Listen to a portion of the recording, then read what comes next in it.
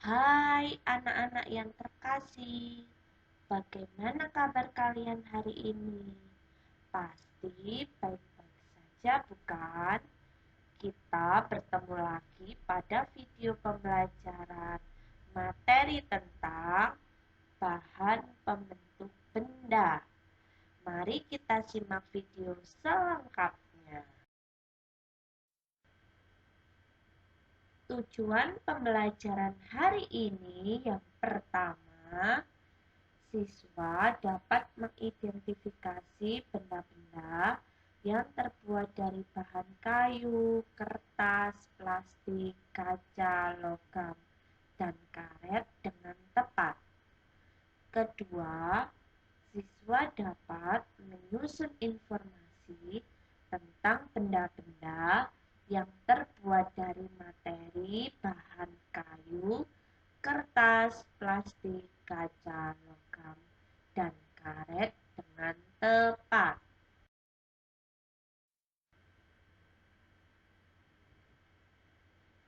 Nah, Ibu akan mengulangi apa sih benda itu? Ya, benda adalah segala sesuatu yang menempati ruang dan mempunyai massa. Berikut adalah berbagai bahan pembentuk benda. Yang pertama, ada bahan yang terbuat dari kayu. Selanjutnya, bahan yang terbuat dari kertas. Selanjutnya, bahan yang terbuat dari plastik.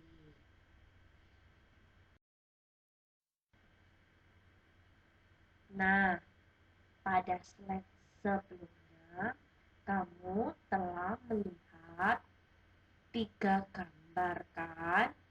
Gambar yang pertama adalah gambar meja dan kursi yang terbuat dari kayu. Dapatkah kalian menentukan sifat bahan pembentuk benda dari kayu? Baik, kita pelajari bersama ya. Sifat benda yang terbuat dari kayu. Yang pertama, kuat dan keras. 2, mudah dibentuk. 3, tidak tahan api sehingga mudah terbakar. 4, tidak tahan terhadap air sehingga mudah lapuk jika di tempat basah. Kelima, bersifat isolator. Isolator adalah benda-benda yang tidak dapat menghantarkan panas. Kayu bersifat kuat dan keras sehingga banyak digunakan sebagai perabot rumah tangga.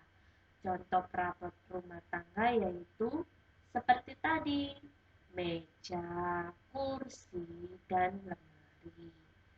Kayu merupakan isolator panas yang baik. Sifat kayu ini dimanfaatkan untuk membuat pegangan pada berbagai peralatan masak seperti panci dan solder. Meskipun kayu merupakan isolator yang baik, tetapi tidak tahan terhadap api. Apabila terkena api, kayu mudah terbakar. Nah, tadi pada slide sebelumnya juga, gambar kedua adalah contoh benda yang terbuat dari kertas. Tadi adalah gambar tisu. Tisu adalah benda yang terbuat dari kertas. Bagaimana sifatnya? Yang pertama, menyerap air dan mudah sobek.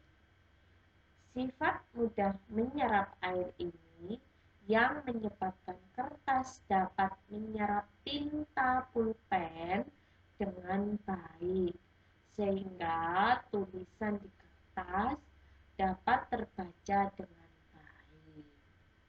Di sekitar kita tentu banyak barang yang terbuat dari kertas. Kertas yang digunakan tentu saja berbeda-beda.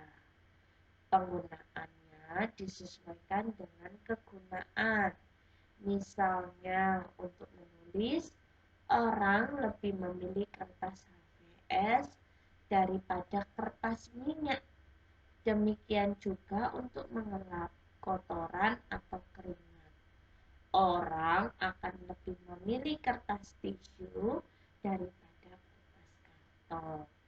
Hal ini dikarenakan setiap penggunaan keras didasarkan pada sifatnya. Nah, anak-anak, masih ingatkah kalian gambar yang ketiga pada slide sebelumnya? Benda apakah itu? Oh iya, gayung.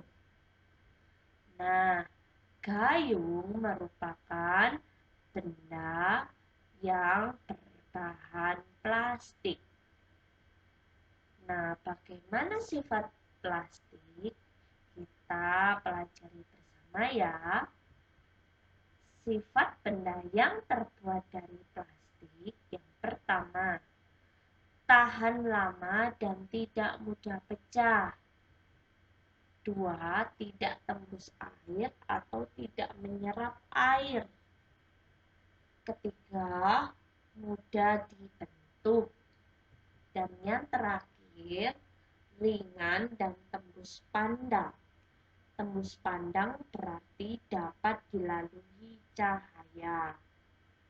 Plastik banyak digunakan untuk membuat payung, mainan anak-anak, jas hujan, pembungkus makanan, dan alat rumah tangga seperti ember, gelas, dan piring plastik.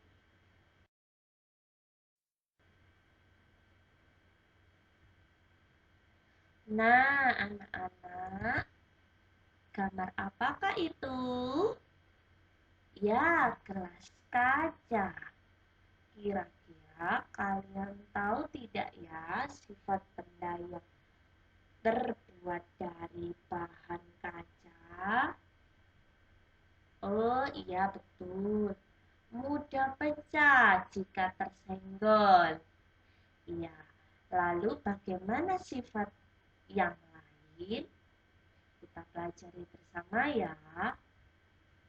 Sifat benda yang terbuat dari kaca yang pertama kuat, kedua kedap air, tiga tahan panas, empat mudah dibentuk jika dipanaskan, dan kelima tembus cahaya.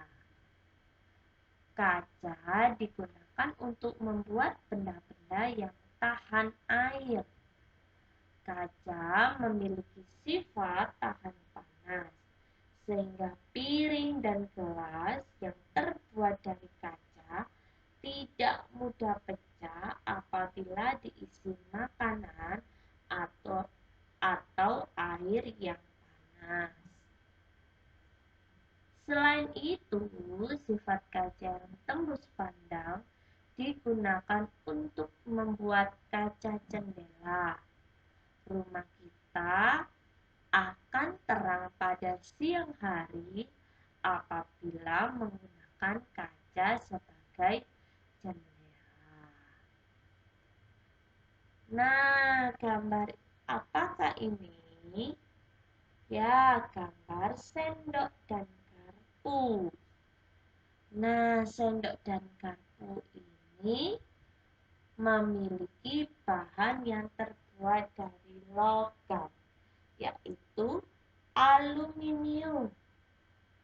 Nah, sifat benda yang terbuat dari logam yang pertama, kuat dan keras, mudah dibentuk, tidak menyerap air, tidak mudah terbakar, dan penghantar panas yang baik. Anak-anak, bahan yang termasuk logam, yaitu besi, baja, emas, perak, dan aluminium. Berdasarkan sifat logam yang kuat dan keras, besi dan baja banyak digunakan untuk membangun rumah dan jembatan. Besi dan baja mampu menahan berat kendaraan yang melewati jembatan tersebut. Emas dan perak sering digunakan untuk membuat perhiasan. Perhiasan dari emas dan perak berharga mahal karena warnanya sangat indah dan tidak bisa berkarat. Perak juga sering dimanfaatkan untuk membuat arloji dan ukiran. Selain itu, logam juga tidak mudah terbakar oleh api loh. Logam cepat menghantarkan panas, contohnya aluminium. Oleh karena itu, aluminium banyak dimanfaatkan untuk membuat alat-alat dapur, seperti panci, wajan, dan cereh. Beberapa peralatan makanan atau memasak terbuat dari baja anti karat atau biasa disebut stainless steel. Stainless steel merupakan campuran dari besi, nikel, dan krom. Logam jenis ini mengkilap dan tidak mudah berkarat.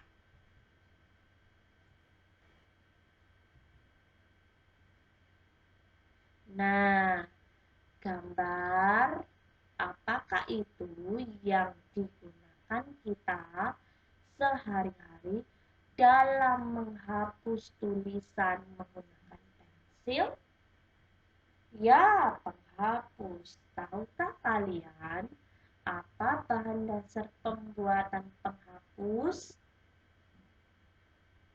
Oh ya, kita akan belajar bahan pembentuk dari penghapus, yaitu karet. Nah, sifat benda yang terbuat dari karet yang pertama, kedap air, kuat, lentur, penghantar panas dan listrik yang buruk, tidak tahan api, meleleh jika dipanaskan. Karet juga bersifat elastis, artinya karet dapat ditarik memanjang dan jika dilepaskan akan kembali ke bentuk semula. Oleh karena itu, karet dimanfaatkan untuk berbagai keperluan. Misalnya membuat ban, balon, alas sepatu, dan pembungkus kabel. Meskipun karet bersifat kuat dan lentur, tetapi tidak tahan api. Ingatlah, jangan sampai peralatan di rumahmu yang terbuat dari karet terkena api. Karet yang terkena api akan meleleh. Baik anak-anak, sekian materi yang dapat Ibu sampaikan. Semoga materi tersebut dapat menambah pengetahuanmu sehingga dapat berguna untuk dirimu. Ibu mengucapkan terima kasih karena kalian sudah melihat tayangan video pembelajaran hari ini. Jangan lupa tetap menjaga kesehatan dan cuci tangan ketika selesai beraktivitas. Terima kasih. Bye-bye.